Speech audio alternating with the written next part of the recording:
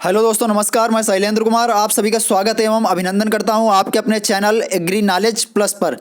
दोस्तों, आज हम लोग कंटिन्यू करेंगे अभ्यास सीरीज का पार्ट 7, जिसके अंतर्गत कवर करेंगे हम यूपी, टीजीटी, पीएसटी और एलटी ग्रेड से रिलेटेड उन तमाम महत्वपूर्ण प्रश्नों को जो कि परीक्षा की दृष्टि से अत्यंत ही उपयोगी होंगे। आइए दोस्तों, आज के सेशन की शुरुआत करते हैं आज के मोटिवेशनल कोट्स के साथ। आज के मोटिवेशनल कोट के अंतर्गत हम लोग देखेंगे आज का विचार, वक्त से लड़कर जो नसीब बदल दे, वक्त से लड़कर जो नसीब बदल दे, इंसान वही है जो अपनी तकदीर बदल दे।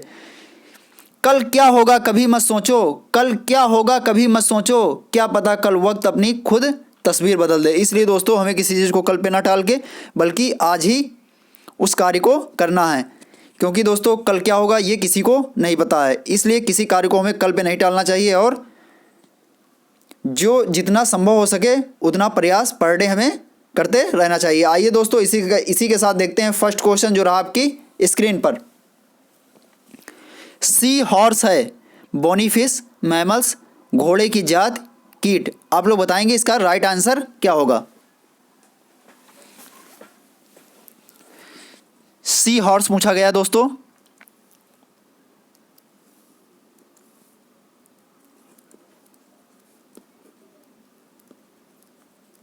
सी हॉर्स यानी कि समुद्री घोड़ा। आप लोगों ने इसका नाम सुना होगा, समुद्री घोड़ा। ये क्या है? बोनी फिश है, मैमल्स है, घोड़े की जाति है, कीट है। जी हाँ दोस्तों, बिल्कुल सही। जो लोग आंसर इसका दे रहे हैं बोनी फिश, वो बिल्कुल सही है। क्या होगा? बोनी फिश एक छोटी मछली होती है। क्या होती है? छोटी मछली। और ये जो है किस वंश के अंतर्गत आती है? हिप्पोकैम्पस। हिप्पोकैम्पस, ठीक है। इसका जीनस क्या है? हिप्पोकैम्पस है। और सी हॉर्स क्या है? एक समुद्री घोड़ा या समुद्री मछली। ये एक बोनी फिश होती है। ठीक है दोस्तों, आइए इसी के साथ आगे बढ़ते हैं। और हिप्पो जो होता है ये किस भाषा का शब्द है? ग्रीक भाषा का शब्द है हिप्पो। हिप्पो जो होता है, हिप्पो एक ग्रीक भाषा का वर्ड है। हिप्पो का मतलब होता है घोड़ा ग्रीक भाषा में, और कैंपस का मतलब होता है सी यानी कि समुद्र। ठीक है, आइए दोस्तों इसी के साथ आगे बढ़ते हैं और हम लोग नेक्स्ट क्वेश्चंस देखते हैं। जो इसका जीनस था hippocampus. Next question, operation flood द्वितीय का संबद्ध है, यानी कि ऑपरेशन फ्लड जो सेकेंड हुआ था, ऑपरेशन फ्लड सेकेंड, उसका संबंध किससे है? भारत में बाढ़ नियंत्रण से, खाद्यान्न उत्पादन से, दुग्ध उत्पादन से, मत्स्य उत्पादन से। आप लोग बताएंगे इसका राइट आंसर क्या होगा। जी हाँ दोस्तों, इसका राइट आंसर क्या होगा? दुग्ध उत्पादन से। जितने भी ऑपरेशन फ्लड के नाम से परियोजनाएं चली थी वो सब किससे संबंधित थी? दुग्ध उत्पादन से।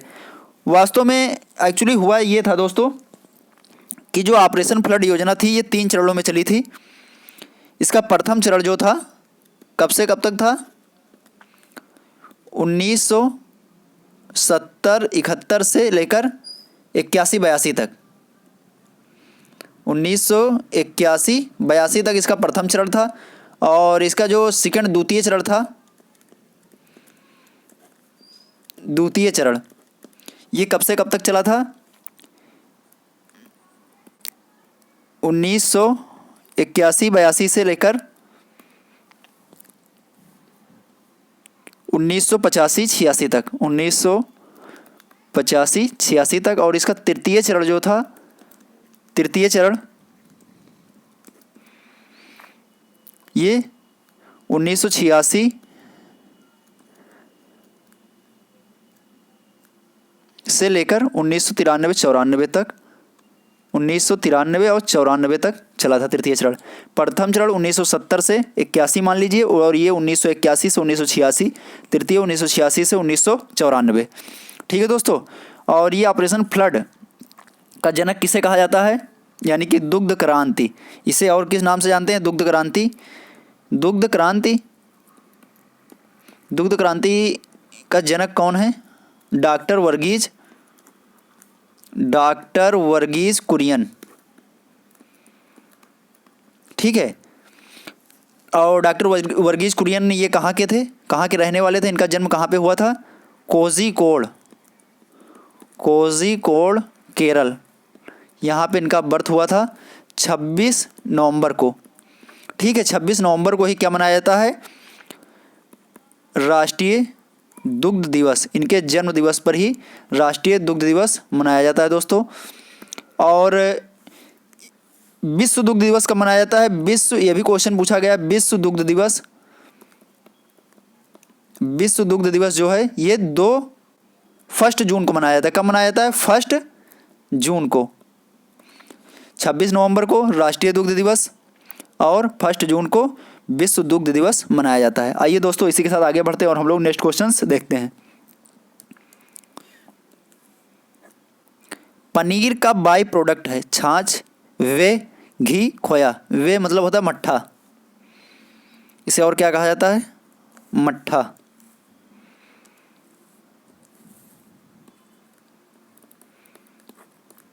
आप बताइए इसका राइट आंसर क्या होगा? वे। जो पनीर का बाई प्रोडक्ट होता है, ठीक है, ठोस निकालने के बाद जो लिक्विड या तरल बचता है उसे क्या कहते हैं? वे कहते हैं। और वे, ये पनीर जो होता है, पनीर के संगठन की बात कर लेते हैं। पनीर में क्या क्या पाया जाता है? पनीर में जो वसा होती है दोस्तों, एग्जाम में पूछा गया है, ये लगभग में 34% तक पाई जाती है, ठीक है। प्रोटीन की बात करें पनीर में, तो प्रोटीन जो होती है ये 24% तक पाई जाती है।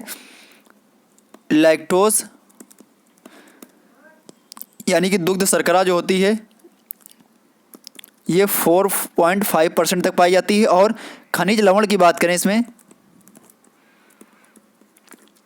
पनीर में तो ये 3.5% तक पाए जाते हैं। और पानी जो होता है, पानी इसमें कितना होता है? 35%। ओके, पनीर में वसा 34%, प्रोटीन 24%, लैक्टोज 4.5%, खनिज लवण 3.5% और पानी जो होता है इसमें पनीर में 35% तक होता है। और इसका जो बाई प्रोडक्ट होता है उसे क्या कहते हैं? वे, यानी कि मट्ठा। क्या कहते हैं? वे, ठीक है। आइए दोस्तों आगे बढ़ते हैं और नेक्स्ट क्वेश्चन हम लोग देखते हैं। किस पशु के दूध में लाइसोजाइम पाया जाता है? किस पशु के दूध में लाइसोजाइम पाया जाता है? आप लोग बताएंगे इसका राइट आंसर क्या होगा? ऊंट, गाय, भैंस, बकरी। लाइसो पूछा क्या गया है? लाइसोजाइम पूछा गया है। एक्चुअली लाइसोजाइम होता क्या है? इसका राइट आंसर पहले आप लोगों को बताया था ना, इसका राइट आंसर क्या होगा? ऊंट के दूध में क्या पाया जाता है? लाइसोजाइम पाया जाता है। लाइसोजाइम होता क्या है? ये एंटी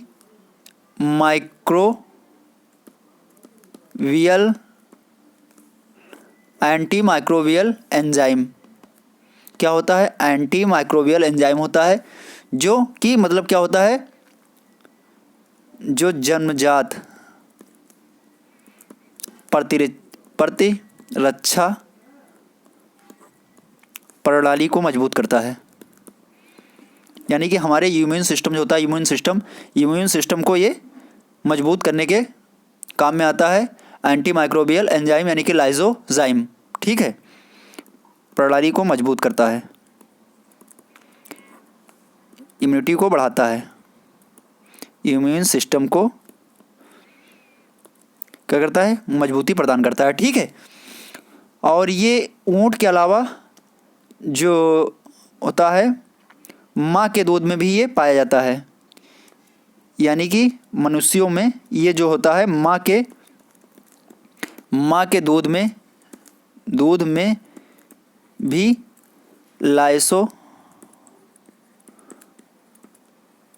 लाइसोजाइम पाया जाता है, ठीक है।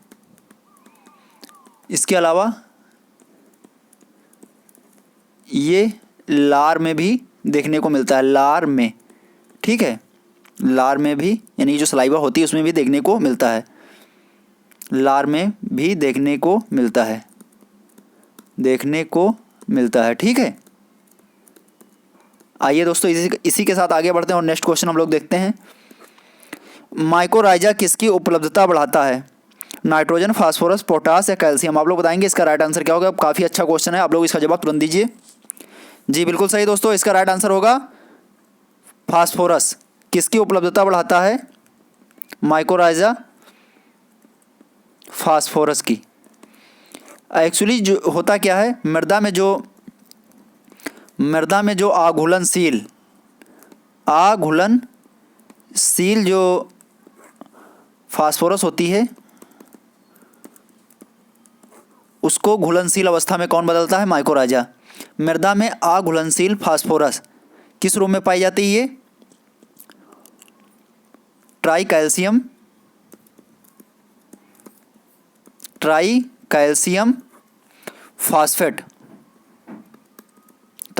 फास्फेट के रूप में जो फास्फोरस अनुपलब्ध अवस्था में मृदा में पाई जाती है उसे घुलनशील अवस्था में उपलब्ध कौन कराता है? माइकोराइजा। ठीक है, इसके अलावा माइकोराइजा के अलावा भी होते हैं, जैसे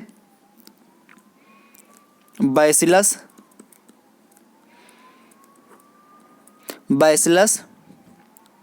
पॉलीमिक्सा। ठीक है, बैसिलस पॉलीमिक्सा है। और माइकोराइजा तो हो ही गया। इसके अलावा क्या होता है? स्यूडोमोनास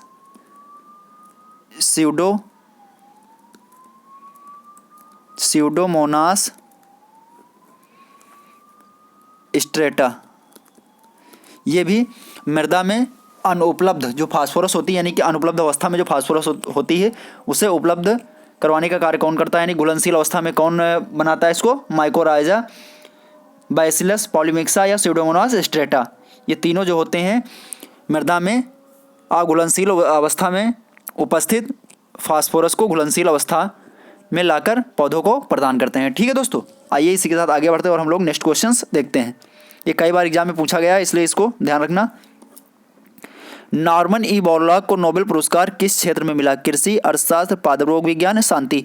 बहुत ही अच्छा क्वेश्चन है दोस्तों, आप लोग इसका जवाब कमेंट बॉक्स में दीजिए। जी हाँ दोस्तों, बिल्कुल सही। जो लोग दे रहे हैं कृषि गलत है, अर्थशास्त्र ये भी गलत है, पादप रोग विज्ञान ये भी गलत है। इसका राइट आंसर क्या होगा? शांति।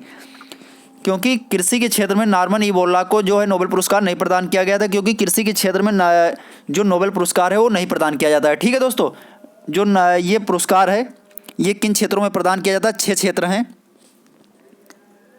6 क्षेत्रों में नोबेल पुरस्कार दिया जाता है। नोबेल पुरस्कार दिया जाता है। वो कौन कौन से क्षेत्र हैं आप लोग एक बार बताइए? भौतिक विज्ञान में दिया जाता है, रसायन विज्ञान, ठीक है, चिकित्सा और अर्थशास्त्र, साहित्य और शांति।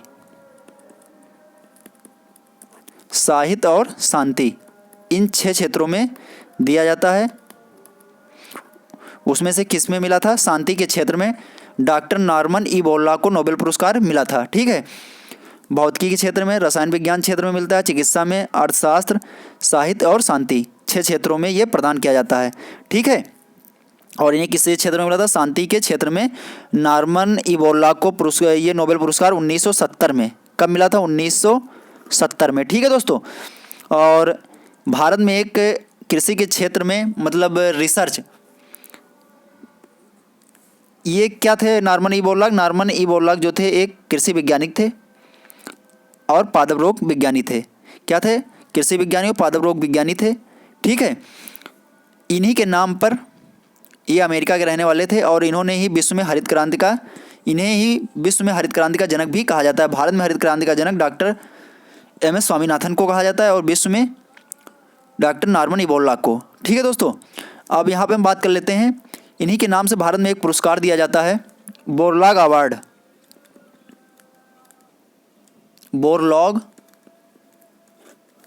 अवार्ड। इसकी स्थापना जो होती है भारत में 1972 में की जाती है। 1972 में सम्मान में नहीं के की जाती है। ये जो कृषि और पर्यावरण के क्षेत्र में उत्कृष्ट कार्य करने के लिए उत्कृष्ट कार्य या अनुसंधान के लिए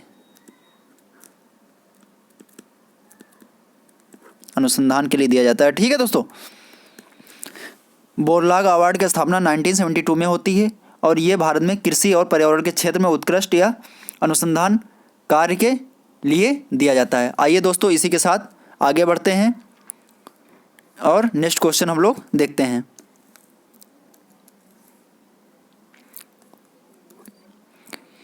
किसके उपयोग से टमाटर के केचप को परिरक्षित किया जाता है? ठीक है, यानी कि टमाटर की केचप को परिरक्षित करने के लिए किसका प्रयोग किया जाता है? Benzoic acid, ascorbic acid, acetic अम्ल या KMS यानी कि पोटेशियम मेटाबाइसल्फेट। आप लोग बताएंगे इसका राइट आंसर क्या होगा। जी हाँ दोस्तों, बिल्कुल सही। इसका राइट आंसर क्या होगा? Benzoic acid. क्योंकि रंगीन पदार्थ जितने भी होते हैं, रंगीन पदार्थों के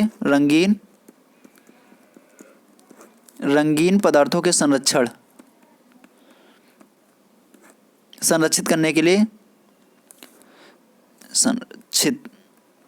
रंगीन पदार्थों को संरक्षित करने के लिए सोडियम बेंजोएट और रंगहीन पदार्थों को संरक्षित करने के लिए KMS का प्रयोग, पोटेशियम मेटाबाइसल्फेट KMS का प्रयोग करते हैं। ठीक है दोस्तों, ये भी ध्यान रखना, कई बार एग्जाम में पूछा गया है। आइए दोस्तों आगे बढ़ते हैं और नेक्स्ट क्वेश्चन हम लोग देखते हैं। रेबीज किसके द्वारा होता है? आप लोग बताएंगे इसका राइट आंसर क्या होगा। जी हाँ दोस्तों, जो लोग जीवाणु दे रहे हैं बिल्कुल गलत। प्रोटोजोआ, कवक जनित, ये सब गलत है। इसका राइट आंसर क्या होगा? विषाणु। रेबीज जो होता है ये विषाणु जनित होता है और इसके विषाणु यानी वायरस का नाम क्या होता है? वायरस का नाम रेहब्डो वायरस।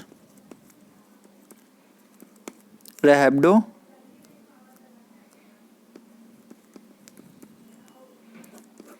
वायरस। ठीक है, ये जो होता है इसके कारण, रेबीज के कारण क्या होता है? हाइड्रोफोबिया नामक बीमारी हो जाती है, जिसमें क्या होता है? व्यक्ति को जल से डर लगता है। ठीक है, और ये ज़्यादातर चौपाया जानवरों के काटने से होती है, जैसे कुत्ता, बिल्ली, बंदर, इसके अलावा गिलहरी, छछूंदर, ठीक है, इत्यादि के काटने से रेबीज होने की संभावना बनी रहती है। ठीक है दोस्तों, तो इनमें से यदि कोई भी जानवर काटता है तो हमें लापरवाही नहीं करनी चाहिए और रेबीज की जो वैक्सीन आती है उसे हमें लगवा लेना चाहिए दोस्तों। ठीक है, आगे बढ़ते हैं और हम लोग नेक्स्ट क्वेश्चंस देखते हैं। टीनिया सोलेनियम के लार्वा जो होता है, लार्वा रूप को कहते हैं। टीनिया जो दिया है,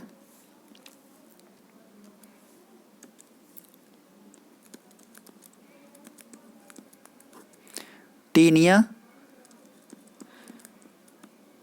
सोलेनियम, ये होता है कि लार्वा रूप को क्या कहते हैं ये बताना है। ठीक है, टीनिया सोलेनियम के लार्वा रूप को क्या कहा जाता है? बताइए। सिस्टीसर्कॉइडी, कोनुरस, सिस्टीसर्कस सेल्यूलोस और सर्कोसिस्टिस। आप लोग बताइए इसका राइट आंसर क्या होगा। जी हाँ दोस्तों, बिल्कुल सही। इसका राइट आंसर क्या होगा? Sixty circus cellulose. एक्चुअली होता क्या है ये, आइए इसके बारे में हम भी चर्चा कर लेते हैं। ये जो होता है टेनिया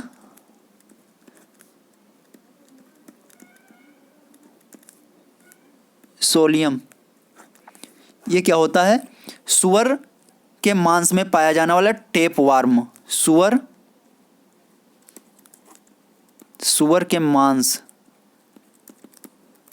के मांस में पाया जाने वाला टेप वार्म, यानी कि सूत्रकृमि, फीता कृमि, ठीक है। टेप वार्म, फीता कृमि, और इसी का लार्वा रूप क्या होता है, लार्वा रूप इसका क्या कहलाता है, सिस्टी सर्कस सेल्यूलोस, ठीक है। यही क्वेश्चन पूछा गया था। एक यहाँ पे इम्पोर्टेंट क्वेश्चन और है, जो एक ये सुअर की महत्वपूर्ण किस्म है टैमवर्थ, ये इंग्लैंड में पाई जाती है और अच्छी क्वालिटी के मांस उत्पादन के लिए इसका वहाँ पे मतलब पालन किया जाता है, ठीक है। टैमवर्थ इंग्लैंड की है एक महत्वपूर्ण, इसकी नस्ल है सुअर की, और इसका जो वहाँ पे पालन किया जाता है किसके लिए किया जाता है, उच्च क्वालिटी के मांस उत्पादन के लिए। आइए दोस्तों, और ये जो टेप वार्म होता है टेनिया सोलिनियम, इसके अगर इसका मतलब प्रकोप अगर मनुष्य में होता है तो मनुष्य में कौन कौन से लक्षण देखने को मिलते हैं, उसमें तो त्वचा में जलन होती है, लाल दाने पड़ जाते हैं, ठीक है। इसके अतिरिक्त क्या होता है, ज़्यादा प्रकोप होने पर फफोले भी शरीर पे पड़ने लगते हैं, और इसे टीनिया दाद के नाम से भी जाना जाता है। टीनिया दाद यानी कि टीनिया रिंगवार्म के नाम से भी इसे जाना जाता है। एक्चुअली इसका मतलब पहले जो कंट्रोल था वो साधारणतः दवाओं के द्वारा 3 से 4 महीने में कर लिया जाता था, लेकिन अब क्या होता है, ये साधारण दवाओं से कंट्रोल नहीं होता है। जो ये टीनिया सोलिनियम है, यह भी साधारण दवाओं से कंट्रोल नहीं होता है, यानी कि टीनिया जो दाद हो जाता है शरीर पे, इसके लिए अब हाई डोज की दवाएं डॉक्टर को यूज करनी पड़ती हैं, उसके द्वारा इस पर नियंत्रण पाया जाता है, ठीक है दोस्तों। तो ये पाया कहाँ जाता है, सुअर के मांस में पाया जाता है। ये होता क्या है, एक टैप वार्म होता है, यानी कि फीता कृमि। आइए आगे बढ़ते हैं और हम लोग नेक्स्ट क्वेश्चंस देखते हैं, और इसी के लार्वा को सिस्टी सर्कस सेल्यूलोस कहा जाता है। गाय के दूध के पीलेपन का मुख्य कारण है लैक्टोज, कैसीन, एंथोसाइनिन, कैरोटीन। आप लोग बताएंगे इसका राइट आंसर क्या होगा। जी हाँ दोस्तों, बिल्कुल सही, इसका राइट आंसर होगा कैरोटीन। कैसीन क्या है, दूध में पाई जाने वाली प्रोटीन जो होती हैं,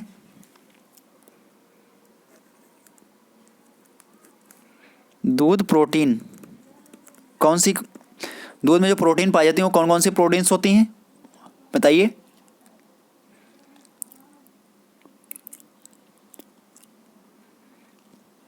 कैसीन होती है, और बताइए, एल्ब्यूमिन,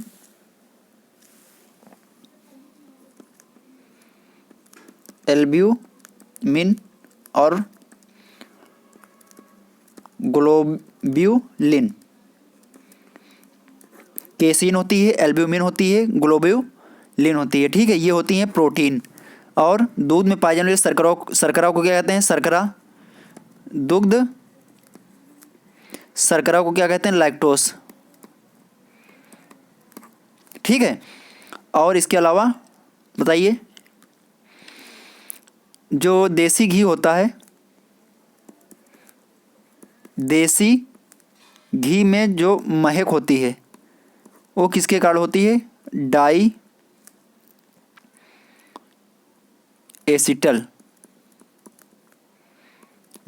के कारण क्या होती है, देसी घी में जो महक आती है वो डाइएस्टल के कारण होती है, ठीक है दोस्तों। आइए इसी के साथ आगे बढ़ते हैं और हम लोग नेक्स्ट क्वेश्चंस देखते हैं। तो दूध में पाए जाने वाले प्रोटीन कैसीन, एल्ब्यूमिन और ग्लोबुलिन है। दुग्ध शर्करा लैक्टोज है। देसी घी में जो महक होती है वो डाइएस्टल के कारण होती है। और इसका दूध का जो पीला रंग गाय के होता है वो कैरोटीन के कारण होता है। आइए नेक्स्ट क्वेश्चन हम लोग देखते हैं। सलीपद यानी कि एलेफाइंटेसिस रोग का वाहक है, जिसे क्या कहते हैं, फाइलेरिया भी कहा जाता है। फाइलेरिया सलीपद दूसरा नाम है, ठीक है, या हाथी पांव, ये सब एक ही चीज़ है। ये होता है किसके द्वारा है, क्यूलेक्स मच्छर, इसका वेक्टर जो होता है क्यूलेक्स मच्छर होता है, ठीक है। वाहक जो होता है इसका क्यूलेक्स मच्छर होता है और क्यूलेक्स मच्छर के द्वारा ये फैलता है। इसके अलावा ये प्रोटोजोआ जनित बीमारी होती है, प्रोटोजोआ जनित, ठीक है, प्रोटोजोआ जनित बीमारी होती है।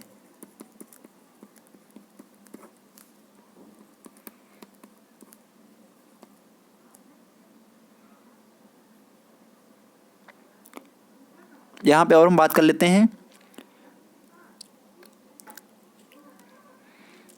किस चीज़ की, ये हो गया। और इसके अलावा ये जो होता है, इसके जो वार्म्स होते हैं, वार्म्स क्यूलेक्स मच्छर के वार्म्स जो होते हैं, ये कौन कौन से होते हैं बताइए। क्यूलेक्स मच्छर के जो वार्म्स होते हैं वो कौन कौन से होते हैं।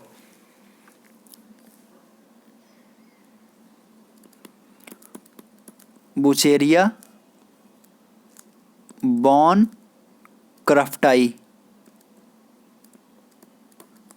बुचेरिया बॉन क्रफ्टाई, और इसके अलावा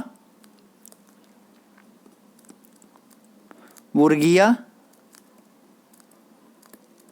मैलियाई, ठीक है। और एक और होता है, ये वार्म्स होते हैं बुचेरिया बॉन क्रफ्टाई और बुरेगिया मैलियाई और बुरेगिया क्या होता है, टाइमोराई, ठीक है। ये इसके वार्म्स होते हैं, बुचेरिया ब्राउन काप्टाई, बुरेगिया मैलियाई और बुरेगिया टाइमोराई, ठीक है। ये सभी इंपॉर्टेंट इसके जो इससे संबंधित चीज़ें थी मैंने आप लोगों को बता दी हैं। फाइलेरिया जो होता है ये किसके द्वारा होता है, पहले सबसे पहली बात ये क्यूलेक्स मच्छर के काटने से होता है। इसे अन्य किस किस नामों से जाना जाता है, इसे बताइए, इसे अन्य किस किस नामों से जाना जाता है, हाथी पांव, स्लीपद या एलेफेंटेसिस, ठीक है। और ये एक यहाँ पे मैंने जो आप लोगों को बता दिया था,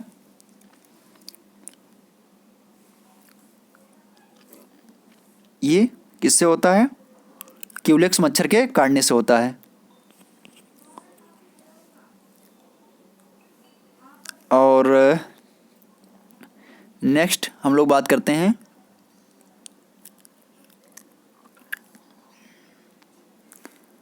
अगले क्वेश्चंस की।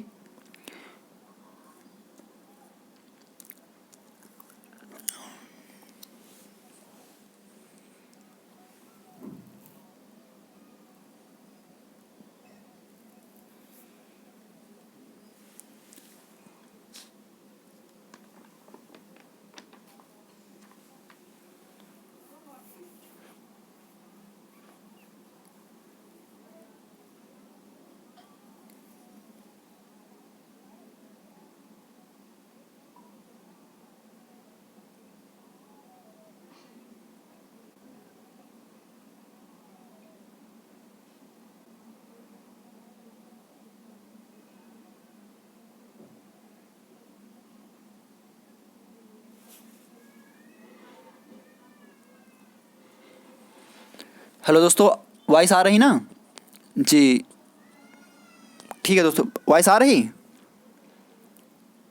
हेलो जी। आइए देखते हैं नेक्स्ट क्वेश्चन।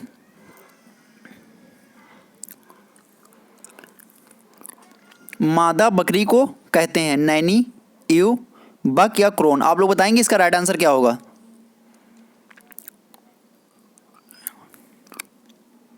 जी हाँ, बिल्कुल सही, इसका राइट आंसर होगा नैनी। जो मादा बकरी होती है, मादा बकरी के बच्चे को नैनी कहा जाता है। और जो यू होता है सिप यानी कि भेड़ की मादा, मादा को ईव्स कहा जाता है। ठीक है, और नन्ही जो होती है ये मादा बकरी को कहते हैं। इसके अलावा जो मेल होता है भेड़ में यानी कि मेल, ये तो फीमेल हो गई। मेल जो होता है मेल को क्या कहते हैं? रैम्स। इम्पोर्टेंट, आप लोग ध्यान रखेंगे। और यहाँ पे बात कर लेते हैं इसके अलावा रैम्स हो गया, फीमेल को ईव्स कहते हैं। और बक जो होता है बक, ये मेल डियर को कहा जाता है, मेल डियर। ठीक है, फीमेल डियर को क्या कहते हैं फिर? फीमेल डियर को क्या किस नाम से जाना जाता है? डो, डो या हिंड के नाम से भी जाना जाता है। इसी तरह मेल डियर को बक या स्टैग। ठीक है, जो डियर का मतलब मेल होता है उसे बक या स्टैग, और फीमेल को डो या हिंड के नाम से जाना जाता है। ठीक है, और जो इसका यंग डियर होता है, यंग डियर, यंग डियर जो होता है उसे क्या कहते हैं? फॉन कहा जाता है। ये सभी चीज़ें आप लोग ध्यान रखेंगे। आइए दोस्तों आगे बढ़ते हैं और हम लोग नेक्स्ट क्वेश्चंस देखते हैं। लेस मिनिएसिस रोग का संचरण किसके द्वारा होता है? Sand fly, horn fly, stable fly या मार्च फ्लाई? आप लोग बताएंगे इसका राइट आंसर क्या होगा। जी हाँ दोस्तों, सबसे पहले जानते हैं ये होता क्या है। लेस मिनिएसिस रोग, ये इसे कहते हैं काला जार, काला आजार। ठीक है, आप लोग इसका नाम सुनोगे काला आजार, यानी कि जिसे काला बुखार भी कहा जाता है, काला बुखार, इसी को कहा जाता है लेस मिनिएसिस रोग। ठीक है, ये होता किसके द्वारा है? सैंड फ्लाई, बालू मक्खी के काटने से, बालू मक्खी के काटने से होता है सैंड फ्लाई। यानी कि लेस मिनिएसिस रोग जो होता है किसके कारण संचरण, संचरण यानी कि वाहक यानी वेक्टर इसका कौन होता है? सैंड फ्लाई यानी कि बालू मक्खी। आइए दोस्तों आगे बढ़ते हैं और नेक्स्ट क्वेश्चन पर लोग देखते हैं। साइजोगोनी किससे रिलेटेड है? अलैंगिक जनन रूप से, लैंगिक जनन रूप से, अनिषेक जनन से? आप लोग बताएंगे ये किससे रिलेटेड है? अलैंगिक जनन से। साइजोगोनी जो होती है अलैंगिक जनन रूप में होती है। ठीक है, आइए दोस्तों आगे बढ़ते हैं और हम लोग नेक्स्ट क्वेश्चंस देखते हैं। जॉन्टिक्स रोग जो होते हैं जो पोर्क के द्वारा फैलता है कहलाता है ट्रिकाइनेला spiralis, Ascaris इस्यूम, anti amoeba histolytica, इमेरिया स्क्रेबा? बताइए दोस्तों इसका राइट आंसर क्या होगा।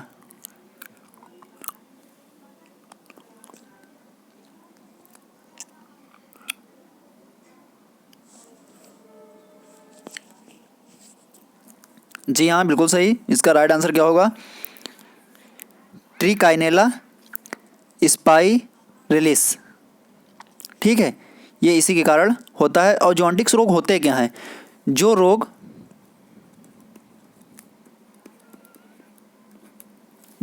मनुष्य से पशुओं में,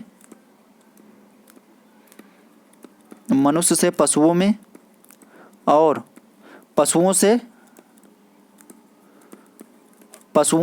मनुष्य में जिन रोगों का संचरण होता है, मनुष्य में संचरण होता है, उन्हें जूनोटिक्स रोग के नाम से जाना जाता है।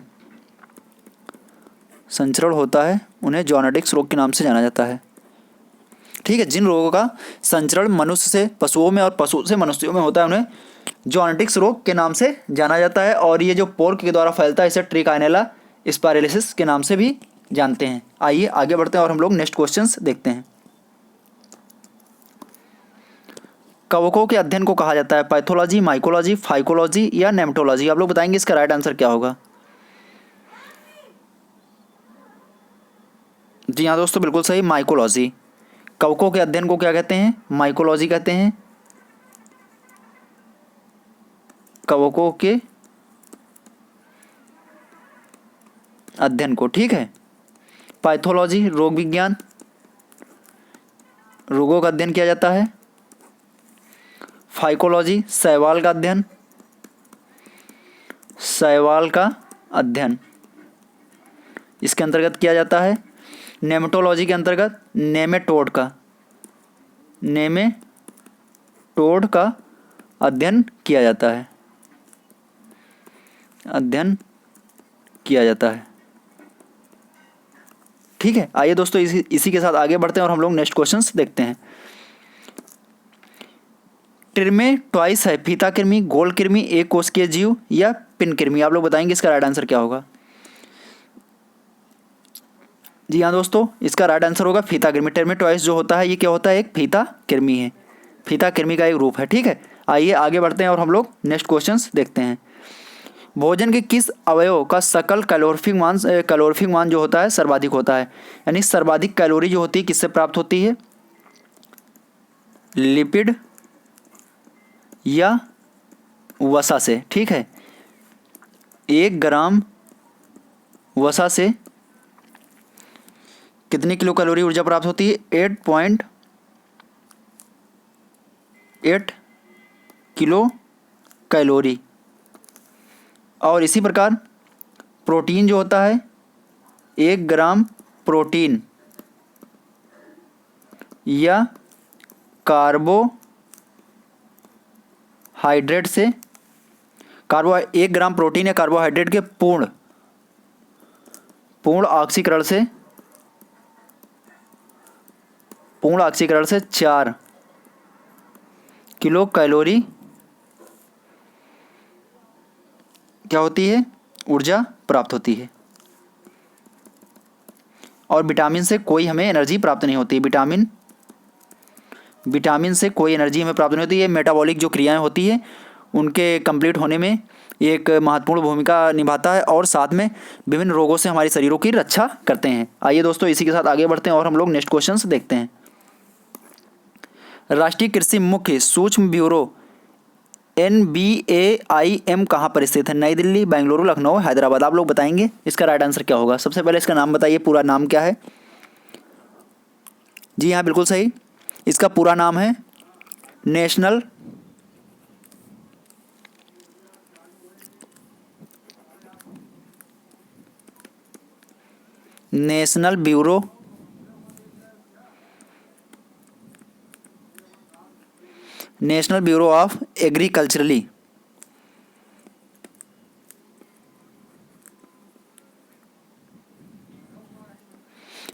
ब्यूरो ऑफ एग्रीकल्चरली इम्पॉर्टेंट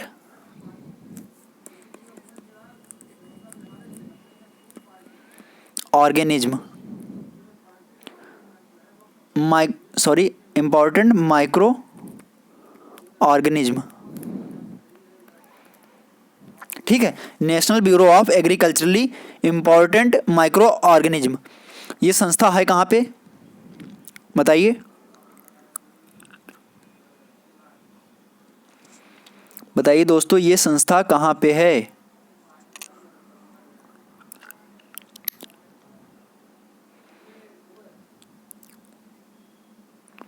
ये इसमें ऑप्शन ही नहीं है, वो क्या होगा? मऊनाथ भंजन। कहाँ पे है? मऊनाथ भंजन, ठीक है। इसके अलावा इसमें ऑप्शन नहीं दिया गया, ठीक है दोस्तों। National bureau of agriculturally important micro organism, ये संस्थान कहाँ पे है? मऊनाथ भंजन में है। और जो इसके अलावा एक संस्थान इसी तरह और होता है, क्या नाम है उसका? NBAIR, इसका पूरा नाम है national bureau of agriculture insect resources. ये कहाँ पे है? बेंगलुरु में है। ये कहाँ है? Bengaluru. National bureau of agricultural insect resources, ये कहाँ पे है? बेंगलुरु में है। और national bureau of agriculturally important micro organism, ये कहाँ पे? मऊनाथ भंजन में है, ठीक है। और नई दिल्ली में क्या है, बहुत महत्वपूर्ण संस्थान इसी तरह, national bureau of plant genetic resources, ठीक है। और national bureau of fisheries genetic resources, ये रिसर्च कहाँ पे, लखनऊ में है। National bureau of fisheries genetic resources ये कहाँ पे है, लखनऊ में है। NBAIR कहाँ है, national bureau of agricultural insect resources Bengaluru में है। और national bureau of agriculturally important micro organism ये कहाँ पे है, मऊनाथ भंजन में है, ठीक है दोस्तों। इसी के साथ आगे बढ़ते हैं और नेक्स्ट क्वेश्चन हम लोग देखते हैं। गॉल ब्लैडर किसमें अनुपस्थित होता है, गाय, बकरी, भैंस या घोड़ा। आप लोग बताएंगे इसका राइट आंसर क्या होगा। जी हाँ दोस्तों, बिल्कुल सही, इसका राइट आंसर होगा घोड़ा। घोड़े में गॉल ब्लैडर नहीं पाया जाता है। नेक्स्ट देखते हैं हम लोग।